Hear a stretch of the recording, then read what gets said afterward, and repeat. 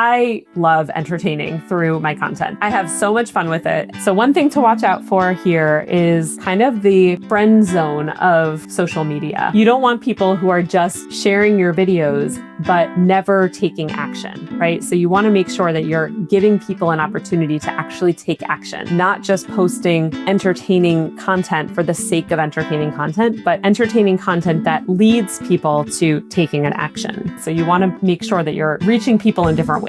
But I really don't care how optimized your strategy is, how dialed in your plan is. If you don't like creating the content that you're creating, you will never stay consistent with it. You're listening to the Bold Women in Business podcast, the show for women who are building something that actually matters and who are ready to stop hiding behind the polished and perfect and start showing up as their bold, magnetic, human AF selves. I'm Rachel Honeyman, your guide to finding your true magic and putting it front and center in your brand. I'm so glad you're here. Let's dive in.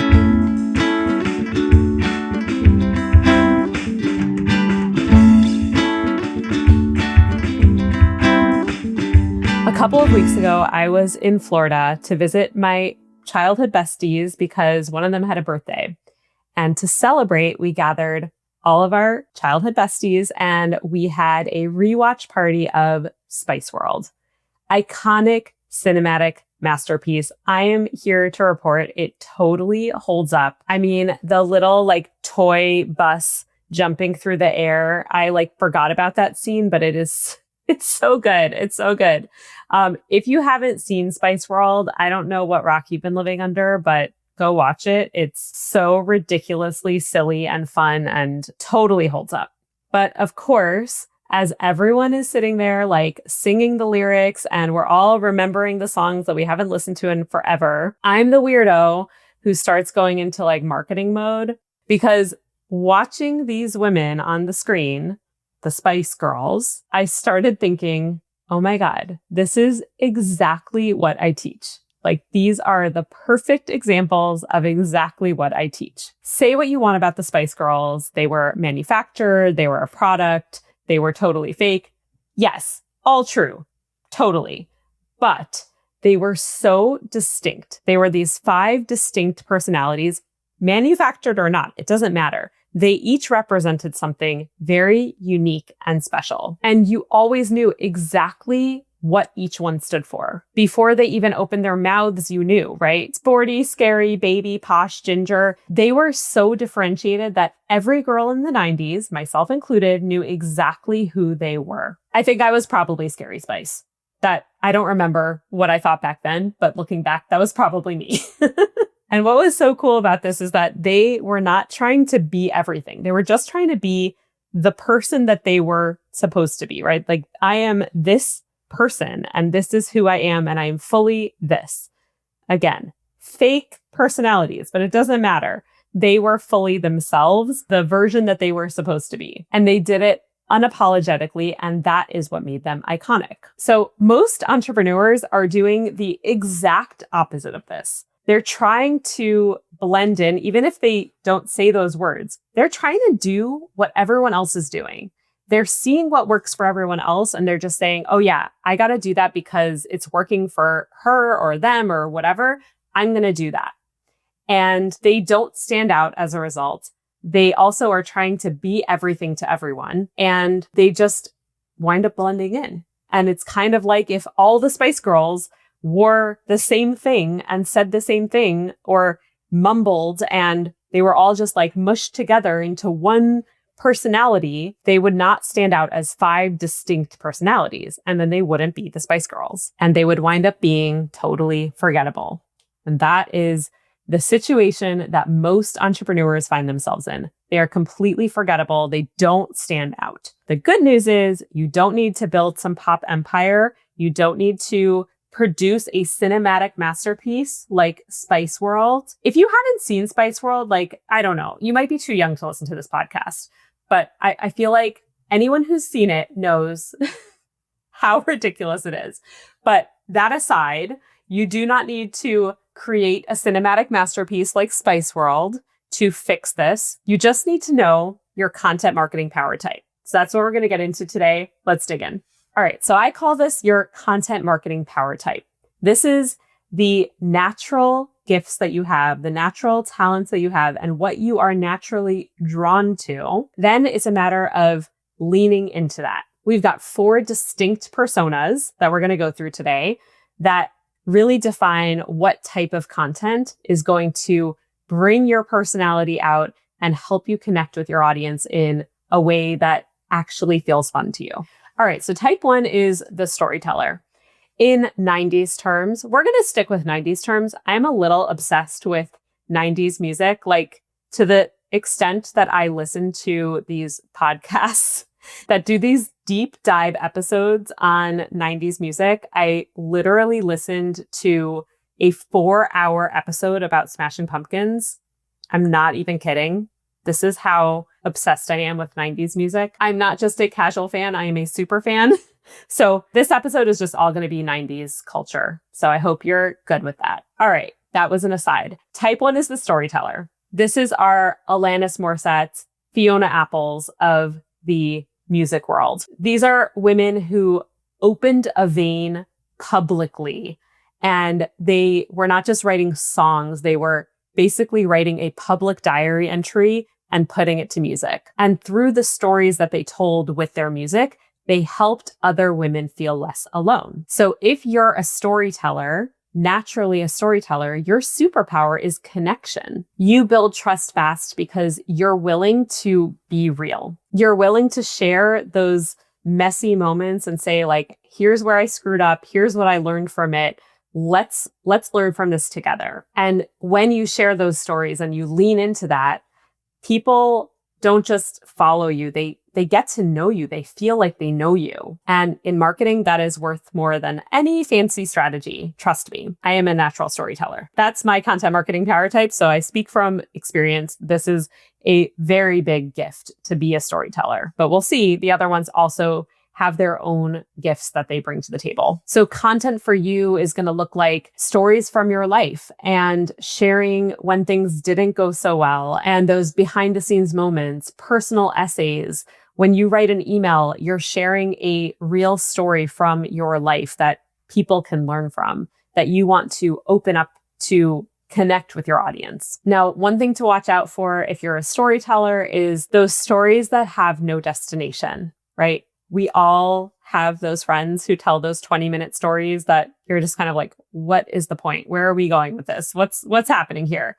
You want to avoid that. You want to make sure that when you're telling stories, you know where they're headed and they exist to connect with your audience. They're landing somewhere that is a connecting point to your audience. And when you're vulnerable in your storytelling, that can be super, super powerful. But just remember that vulnerability that doesn't have a destination is basically just venting. It's just pouring your heart out without any real purpose behind it.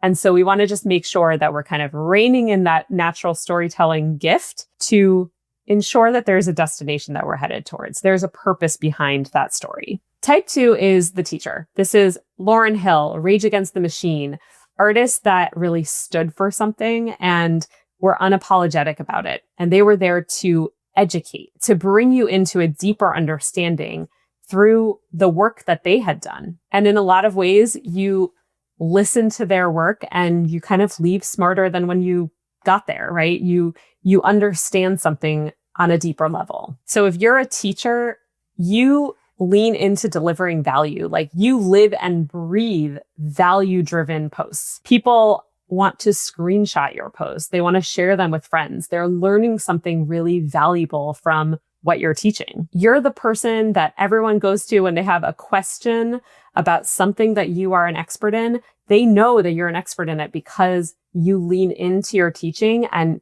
you really own that part of yourself. That's your natural gift. And so content for you could look like frameworks or tutorials, step-by-step tutorials, or myth-busting posts or framework breakdowns. This is the stuff that people bookmark and come back to, which is super powerful. Something to watch out for if you are naturally a teacher is making sure that you're delivering information with personality, right? If you're delivering it in a very dry way that is hard to connect to, you're going to lose people. If it's all information with zero personality, you're like the professor that everyone respects, but no one wants to grab a coffee with after class. You know what I mean? Your most tactical content still needs you in it. It still needs your personality, your takes, the unique thing that you bring to the table. And those moments of here's why this matters, that really sets apart boring information posts from really compelling information posts. Type 3 is the visionary. This is like the Bjorks and Radioheads of the world. They stand for something and they're ahead of the curve. They are bucking trends. They have a vision for something bigger and they're not afraid to step into that. They're doing things that people don't necessarily understand yet. They were not about chasing, radio hits and chart toppers or anything like that. They were literally building a future. They were building something that no one saw the vision for yet. And they didn't feel any need to explain themselves when they were doing something against the trends. So if you're a visionary, you see ahead of the curve. You are ahead of the trends before they become trends. You're the person talking about something for 6 months before it blew up. And you have more ideas than you have time for. Your brain is like one big whiteboard, just full of ideas. So your content is going to look like thought leadership pieces, hot takes, maybe predictions about things in your industry. You're not reacting to conversations, you're starting conversations. This is a really scary type to be, honestly, because it takes a lot of bravery to do things that no one else is doing. But it's a super powerful place to be. If this is your natural type, you have the potential to create categories, not just be part of categories. It's really, really powerful. One thing to watch out for if you're a visionary is consistency can be really hard for people like this because you have so many ideas and you're constantly wanting to pivot. You want to go to the next thing. You want to do the new thing. You have a hard time sitting with something for a while.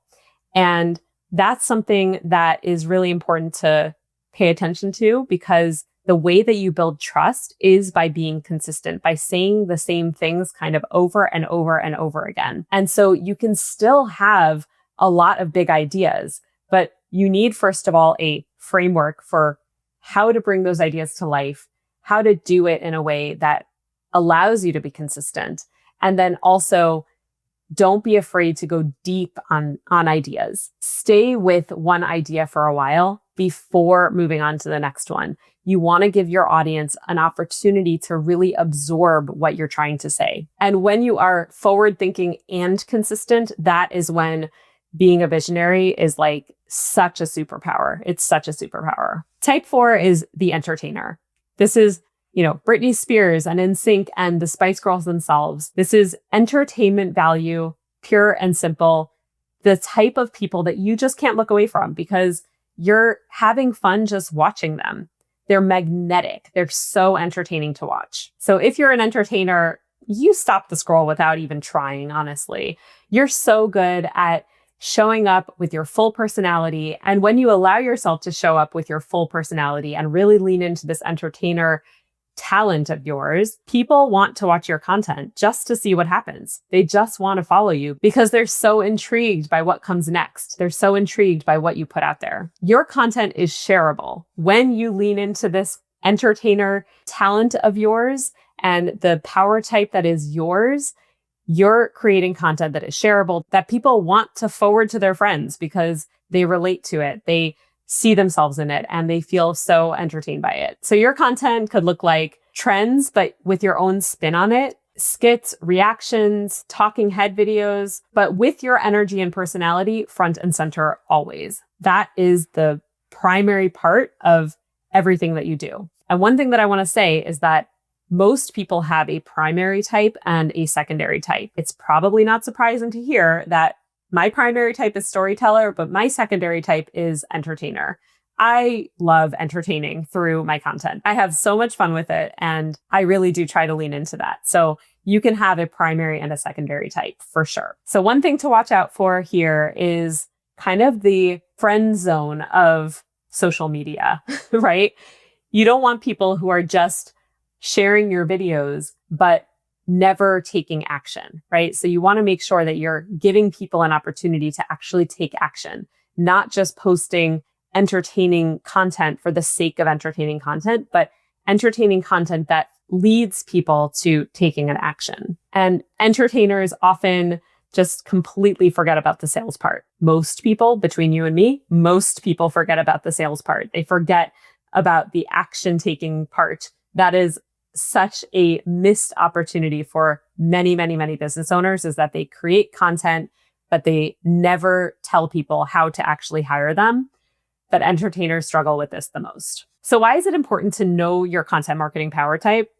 Because your content marketing power type becomes your primary driver of your content. That is your anchor. That's what you build around. You want to make sure that you have some variety in your content, but the majority of your content should be created in your power type. So if you are naturally a teacher, most of your content should be educational. Why? Because other than you probably being much better at creating that type of content, it's also going to be more fun for you.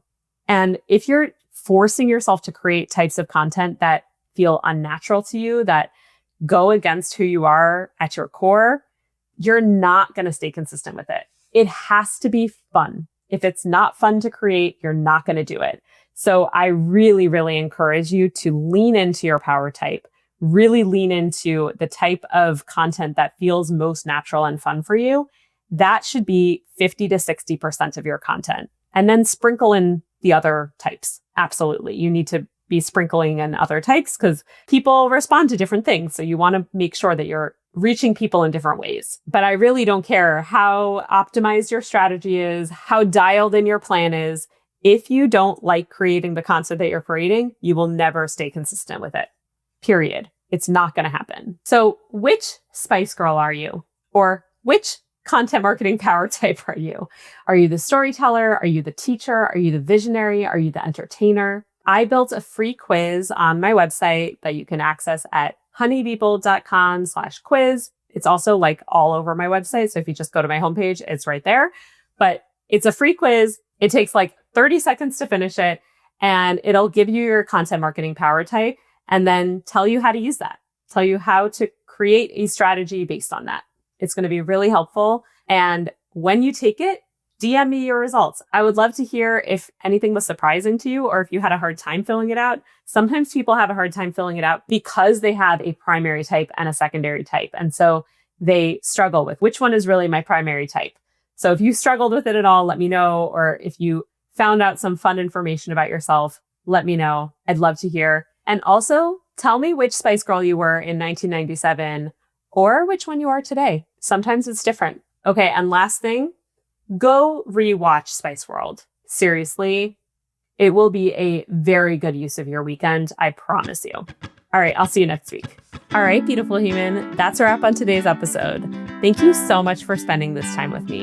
This episode is brought to you by my company, Honey Be Bold, with music by Shmukalele and production by Podium Studios. If you enjoyed this episode, share it with a friend, hit subscribe, and don't forget to rate and review us. It really helps us grow and means the world. See you next time.